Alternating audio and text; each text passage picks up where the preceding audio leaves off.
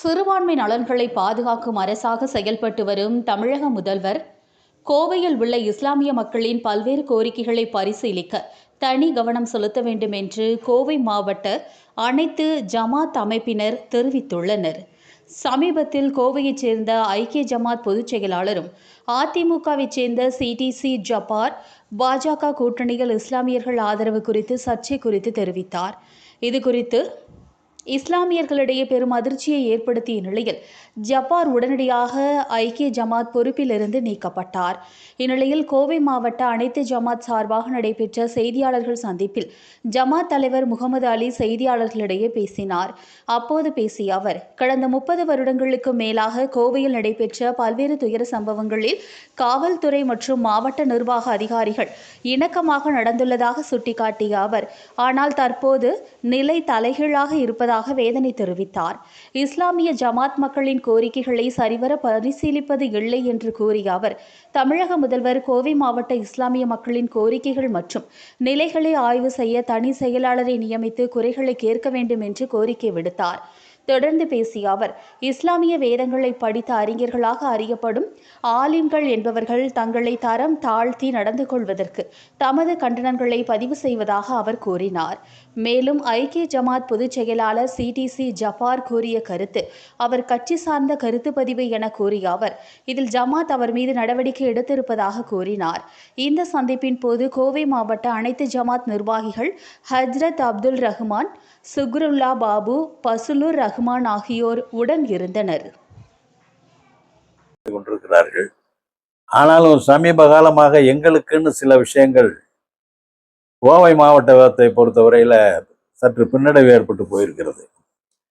இங்க இருக்கிற அதிகாரிகள் எந்த விஷயத்தையும் நேரடியாக கவனிக்கிறதே இல்லை.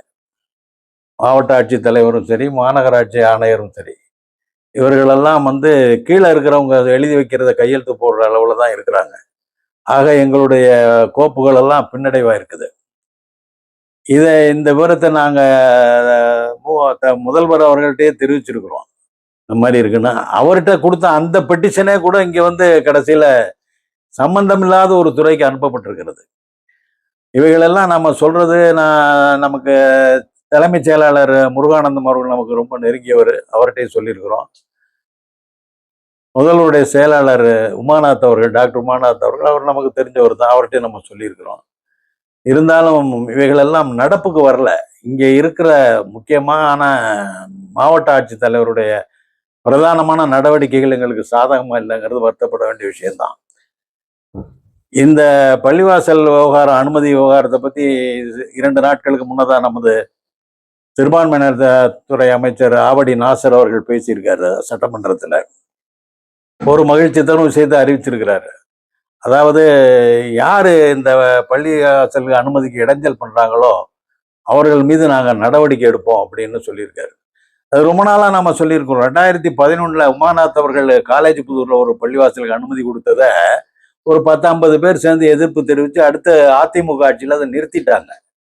அப்பவே நாம போய் போலீஸ்ல எல்லாம் பார்த்து சொன்னோம், இது யாரோ 10 பேர் எதிர்க்கிறாங்கிறதுக்காக ஒரு வழிபாட்டு தலத்தோட அனுமதியை நிறுத்தக்கூடாது என்பதெல்லாம் நம்ம சொல்லியிருக்கிறோம். பட் ஆனாலும் காவல்துறையில இது சம்பந்தமா அவர்கள் துரிதமான நடவடிக்கை எடுக்க விரும்புறதில்லை. பொதுவாக பள்ளிவாசல் வர்றதையே அரசு அதிகாரிகள் புதிதா பள்ளிவாசல் வர்றதே விரும்பாத ஒரு சூழ்நிலைமை தான் இப்போ கோவையில் இருக்குது. இதுக்கு காரணம் அவங்களுக்கு தான் தெரியும். நாங்க பல தடவை முயற்சி பண்ணிட்டோம். இங்க ஸ்ரீதேவி நகர்னு கவுண்டம்பாளையத்துல பல தடவை சொல்லிட்டோம். யாரோ பக்கத்துல ஒரு வீட்டுக்காரர் ஒரு வீட்டுக்கு வெளியில ஒரு சிலை வச்சிருக்காரு, ஒரு வழிபாடு நடத்துறோம் அப்படின்னு சொல்லி அவரு தடுக்கிறாருன்னு சொல்லி அதை கொடுக்காம இருக்காங்க. ஆகவே இந்த மாதிரி பல இடையூறுகள் இருக்குது. அவைகளை இங்க கோவை மாவட்டத்தை பொறுத்தவரை தனிப்பட்ட அக்கறை செலுத்தக்கூடிய ஆட்கள் இல்லை. இங்கு அமைச்சர்கள் இல்லாததான் இதுக்கு ஒரு பெரிய குறை.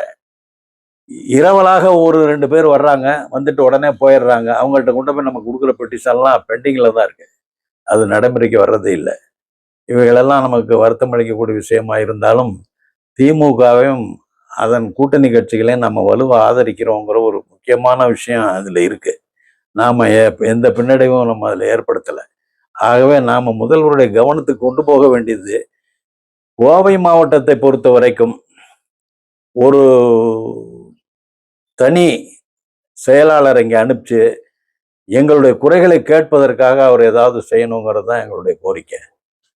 சித்திக்குன்னு ஒரு ஐஏஎஸ் ஆஃபீஸர் இருக்காரு மெட்ரோவில். அவர் வக்பு போர்டு சேர்மனாக இருந்தப்போ இங்கே வந்து நிறைய விலைகள் பார்த்தாரு. அவருக்கு நியாயமாக நடக்கக்கூடிய ஒரு நல்ல அதிகாரி, அவர் மாதிரி ஆளை போடணும். அல்லது முதல்வருடைய செயலாளர் உமாநாத் அவர்களே எப்பாவது ஒரு 2 மாதத்துக்கு ஒரு தடவை ஸ்பெஷல் மீட்டிங் போட்டு எங்களெல்லாம் கூப்பிட்டு பேசக்கூடிய ஒரு வாய்ப்பு எங்களுக்கு கொடுத்தாருன்னா நாங்கள் சௌரியமாக பேசுவோம். அவரும் உடனே செய்யக்கூடிய இருக்கு. முன்னெல்லாம் கலெக்டர் நாங்கள்லாம் பார்க்க போனால் உடனே அதிகாரி, மாவட்ட ஆட்சித்தலைவர் என்ன பண்ணுவார், சம்மந்தப்பட்ட அதிகாரியை கூப்பிடுவார். ஒரு ஆர்டிஓட்ட ஒரு பிரச்சனை இருக்குன்னா உடனே ஆர்டிஓக்கு ஃபோன் பண்ணி இந்த மாதிரி வந்திருக்காரு, இதுக்கு என்ன செய்யலான்னு கேட்பாரு. ஆனால் இப்போ இருக்கிற மாவட்ட ஆட்சித்தலைவர்கள் யாருமே இந்த முன்னெடுப்பு எடுக்கவே இல்லை. சமீரன் ஆகட்டும், கிரேந்தகுமார் பாடி ஆகட்டும், இப்போ வந்திருக்கிறவரும் சரி, எதுவுமே அவங்க எல்லாம் வாங்கி காதில் கேட்டுக்கிறாங்களே தவிர செயல்பாடுகளில் ஒரு திருப்திகரமான ஒரு செயல்பாடு இல்லை. அதிமுக ஆட்சியில் கடைசியா இருந்த ராஜாமணின்னு ஒரு அதிகாரி இருந்தார். அவரு கூட நம்ம போய் சொன்ன உடனே கமிஷனரை கூப்பிட்டாரு, என்னப்பா இந்த மாதிரி வந்திருக்காரு, இது என்ன செய்யலாம்னு. ஆக அந்த மாதிரி ஒரு அணுகுமுறை இங்க இல்லை. இப்போ இதற்கு என்ன காரணம்னு தெரியல. ஒருவேளை புதுசா வர்ற ஐஏஎஸ் ஆஃபீஸர்களை மத்திய அரசாங்கம், ஒன்றிய அரசே சொல்லி அனுப்புதோ என்னமோ தெரியல, உங்க இஷ்டத்துக்கு நீங்க செயல்படுங்க, மாநில அரசு சொல்றதை காதுல வாங்காதீங்க, அந்த மாதிரி எங்களுக்கெல்லாம் அப்படி தோணுது. ஆகவே முதல்வர் அவர்கள் இதில் கவனம் செலுத்தணுங்கிறது தான் இப்போ எங்களுடைய முக்கியமான நோக்கம். கடந்த 30 ஆண்டுகளாக நம்ம பல சேவைகள் இங்கே செஞ்சிருக்கிறோம். 1998 குண்டு வெடிப்பப்ப இப்போ இருக்கிற எந்த தலைவர்களும் அப்போ இல்லை, யாருமே இல்லை. என்கிட்ட போட்டோ ஆதாரம்லாம் நிறைய இருக்கு. நான் ஒரு ஆள் இருந்தேன், என் கூட ஒரு 2 ஒருத்தர் இருந்தாங்க, அவ்வளோதான். இப்போ யார் புதிதாக வந்திருக்கிறார்கள், நல்லபடியாக செய்யட்டும். நாங்களும் ஒதுங்கி தான் இருந்தோம். ஒற்றுமையாக செயல்படணுங்கிற ஒரே காரணத்துக்காக அவங்க அவங்க சௌரியத்துக்கு செய்யட்டும்னா ஒதுங்கி இருக்கிறோம். இப்பவும் இருக்கிறோம். இப்போ நாங்கள் தனிப்பட்ட முறையில் எங்களால் செய்ய முடிஞ்சதை நேரடியாக அதிகாரிகளை அணுகி செய்துக்கிட்டு இருக்கிறோம். சமீபத்தில் இந்த 25 ஆண்டு காலமாக கலைஞர் அவர்கள்ட்ட நாங்கள் உத்தரவு போட்டு வாங்கினோம் ஒரு மாநகராட்சியோட மயானம். அந்த மயானத்தை ஒப்படைக்கிறதுக்கு 2 அமைச்சர்களை பார்த்தோம், இல்லை. நமது மஸ்தான் அவர்கள், மாண்புமிகு மஸ்தான் அமைச்சராக இருக்கும்போது அவர் என்ன பண்ணாரு, ஒரு சிறந்த அமைச்சராக அவர் எங்களுக்கு தென்பட்டார். அவர் என்ன பண்ணார், கூப்பிட்டு அதிகாரிகளை கூப்பிட்டு, ஏன்பா இவ்வளோ நாள் அதை வச்சிருக்கிறாங்க, அதை உடனே ஒப்படைக்கினாரு. அதை கேட்டு அந்த இடமும் ஒப்படைக்கப்பட்டு நல்லபடியாக நாங்கள் அதை டெவலப் பண்ணி கிட்டத்தட்ட 40 லட்சம் ரூபா செலவு பண்ணி ஒரு வழிபாட்டு தலம் கட்டியிருக்கிறோம், சுற்றுப்புற சுவர் கட்டியிருக்கிறோம், கழிப்பிடங்கள் கட்டியிருக்கிறோம். எல்லாம் பண்ணி வச்ச நேரத்தில் யாரோ 2 பேர் எங்களுக்கு உரிமைன்னு சொன்னாங்க அப்படிங்கிறதுக்காக அதை நிறுத்தி வச்சிருக்காங்க. நிறுத்தி வச்சது மட்டும் இல்லை, கார்பரேஷனுடைய சொந்தமான ஒரு இடத்தை, தனக்கு அதிகாரமுள்ள ஒரு இடத்தை போய் மாநகராட்சி ஆணையர் ஆர்டிஓ என்கொயரிக்கு போடுறாரு. ஆர்டிஓ என்கொயரிங்கிறது இந்த துனியாவிலேயே ரொம்ப ஒரு மோசமான ஒரு என்கொயரி. எதை வேணாலும் போட்டுவான், எதை வேணாலும் நிறுத்துவான், அப்படி ஒரு சட்டம் அது. அதை சொல்லி சொல்லி இவங்க எல்லாம் அதை இப்போதைக்கு பூட்டி வச்சிருக்கிறாங்க. அதை முதல்ல திறக்கணும்னு இப்போ கடந்த வாரம் கூட நாம் பார்த்து கிரீவன்ஸ் மீட்டிங்கில் கமிஷனரை பார்த்து பேசுகிறோம். இதெல்லாம் நீங்கள் செய்கிறது சரியில்லை சார்னு. நம்ம உடனே அதை செய்கிறோம்னு சொல்லி சொன்னார். எல்லாம் செய்து தருவார்னு இப்போ கூட என்ன ஆடியோ 2 நாளைக்கு கூட முந்தி கான்டாக்ட் பண்ணோம். அந்த கூப்பிட்றேன்னு சொல்லிக்கிட்டே இருக்காரு, தவிர கூப்பிடல. ஆக இவைகளெல்லாம் முதல்வருடைய கவனத்துக்கு போகணுன்றதுக்காக தான் இன்னைக்கு அவசரமாக இந்த கூட்டத்தை கூட்டுறோம். எங்களுடைய பணி தொடர்ந்து நடந்துகிட்டு இருக்கு சைலண்டா. இப்போ இதை விளம்பரப்படுத்தணுங்கிற ஒரே நோக்கம் எதுக்குன்னு கேட்டா, அதிகாரிகளுடைய கவனத்தை திருப்பணுங்கிறதுக்காக தான் இந்த ப்ரெஸ் மீட்டிங்கை நம்ம கூட்டியிருக்கிறோம். ஆக அதிகாரிகள் எங்களுடைய குறைகளை கேட்கணுங்கிற ஒரு கவனத்தோடு இதை செய்யணும்னு நாம் ரொம்ப எதிர்பார்க்கிறோம். அவை நல்லபடியாக நடக்கணும்னு எதிர்பார்க்குறோம். இது முதல்வருடைய கவனத்துக்கும் போகணும்னு எதிர்பார்க்குறோம். அவர் இதில் பிரத்யேக கவனம் செலுத்தணும். கோவைக்காக ஒரு சிறப்பு அதிகாரி அவர் நியமிக்கணும். இந்த சிறுபான்மை மக்களுடைய குறைகளை நீங்கள் இம்மிடியட்டாக நீக்கி கொடுங்க அப்படின்னு அவங்க ஒரு சிறப்பு அதிகாரி நியமிக்கணுங்கிறது தான் எங்களுடைய இப்போதைய தேவை. அதை கண்டிப்பாக அவர்கள் செய்து தரணும்னு எதிர்பார்க்கிறோம். ஐக்கிய ஜமாத்துடைய பொதுச் செயலர் சிடிசி ஜப்பார் அதில் நீக்கியிருக்காங்க, அதை பற்றி உங்களுடைய கருத்து? இல்லை, அவர் பிஜேபியுடைய கூட்டணியை விரும்புகிறோம், நானே சொன்னேன் அப்படிங்கிற மாதிரி ஏதோ பேசியிருக்காரு. அது இவரே சொன்னேங்கிறதும் முஸ்லீம்கள் ஓட்டு போடலைங்கிறதாகவும் ஒரு பொதுக்கூட்டத்தில் பேசினது ஒரு அவதூறான ஒரு செய்தி. அதை எல்லாருமே கண்டிக்கிறோம். அந்த கண்டனத்துக்குரிய வேலையை அந்த இயக்கமும் செய்திருக்குது. அவரை நீக்கி வச்சிருக்கிறது அறிவிப்பு வந்திருக்குது. அது அவங்களுக்குள்ள விஷயம். 1989 அந்த சிடிசி ஜப்பாருடைய குரூப்பை சுன்னத் ஜமாத் பேரவைன்னு ஆரம்பித்தாங்க. அப்புறம் 2003 ஐக்கிய ஜமாத்துன்னு மாற்றினாங்க. அப்போ மாவட்ட அனைத்து ஜமாத்துன்னு வச்சாங்க. நான் போய் கோர்ட்டில் ஸ்டே ஆர்டர் வாங்கினேன், மாவட்ட அனைத்து ஜமாத்துன்னு யாரும் பேர் வைக்கக்கூடாதுன்னு. அதுக்கு பிறகு அவர் ஐக்கிய ஜமாத்துன்னு மாற்றி நடத்திக்கிட்டு இருந்தார். இப்போ சமீப காலம் வரைக்கும் ஒரு 7-8 வருஷமா, இப்போ திமுக ஆட்சிக்கு வந்த பிறகு அவர் சைலண்டாக தான் இருந்தார், ஒன்றும் அவர் செய்யலை. இப்போ திரும்ப பிஜேபியோட அணி கூட்டணி சேர்ந்தோடனே தன்னுடைய பலத்தை காமிக்கணும்னு நினைச்சாரா, இல்லை அவர் தானாகவே விளைக்கணும்னு நினைச்சு இந்த முடிவு எடுத்தாராங்கிறது ஆச்சரியத்துக்குரிய விஷயம்தான். அவர் ஜமாத்தில் இருந்துக்கிட்டே பிஜேபியில் இருக்க முடியாதுங்கிறதுக்காக, அணியில் இருக்க முடியாதுங்கிறதுக்காக இப்படி கூட அவர் செய்திருக்கலாம்னு நான் நினைக்கிறேன். இல்ல பொதுவா அவர் சொன்ன கருத்துல என்ன சொல்றாருன்னா, அதிமுகவில் எஸ்பி வேலுமணி எவ்வளவுதான் முஸ்லீம் செஞ்சாலும், அதாவது முஸ்லீம்காரங்க யாரும் அதிமுக ஓட்டு போட மாட்டாங்க, அதனால நான் தான் போய் எடப்பாடி பழனிசாமிகிட்ட பாஜக கூட்டணி வைக்க சொல்லி பேசினேன் அப்படின்னு சொல்றாரு. அது ஒரு பிரபலமான ஜோக்கு தான் அது. அதாவது இவர் சொல்லி அவர் சேர்ந்தாருங்கிறதெல்லாம் தவறான பிரச்சாரம்னு நினைக்கிறேன் நான். ஆனால் இவர் சொல்லி கேட்குற அளவுக்கு எடப்பாடி ஒன்றும் ஒரு சாதாரணமான ஆள் இல்லை. அவரும் பெரிய வித்தகர் தான். அவர் எல்லா விதத்துலேயும் ஏதாவது செய்து ஆட்சிக்கு வரணும்னு நினச்சிட்டு இருக்காரு. அந்த அளவில் அவரும் பிஜேபி கூட போகணுங்கிற முழு மனதோடு தான் செய்திருக்காரு. அதுக்கு சிவி சண்முகம்லாம் உடந்த, அவரெல்லாம் சேர்ந்தெல்லாம் செய்கிறாங்க. இதை இவர் முத்திர போடுறதுக்கு காரணம், இவர் இந்த முஸ்லீம்களுடைய தொடர்புல இருந்து விலகணும்னு நினைச்சு இதெல்லாம் சொல்லியிருக்காருன்னு நான் நினைக்கிறேன். பாஜக கூட அதிமுக சேர்ந்தனால முஸ்லீம்களுடைய ஓட்டு அதிமுக கொடுறது கம்மியாகும் நினைக்கிறீங்களா? கண்டிப்பா. ஏற்கனவே அவரே தான் சொல்றாரு, 27 ஓட்டு தான் கருப்பு கடையில விழுந்ததுன்னு. ஆக 27 ஓட்டு கூட இப்ப விழுவாது. அதுதான் உண்மை. 10 அதிமுக இருக்கிற தமிழக சேர்ந்தோம் சிறுபான்மை மக்கள் மீது இப்ப தமிழகம் கொண்டு வர இதெல்லாம் எப்படி பார்க்குறீங்க? இப்போ ஒன்றிய அரசு கொண்டு வர ஒவ்வொரு முத்தலாக் சட்டம், பத்ம வாரிக்கு எதிராக சட்டம், இதையெல்லாம் எப்படி தமிழகம்? அதாவது ஒன்றிய அரசுங்கிறவங்க ஒரு தீர்மானத்தோட இருக்காங்க, முஸ்லிம்களை எந்த விதத்திலும் நிம்மதியா வாழ விடக்கூடாதுங்கிற ஒரே நோக்கத்துக்காக பல சட்டங்கள் கொண்டு வர்றான்.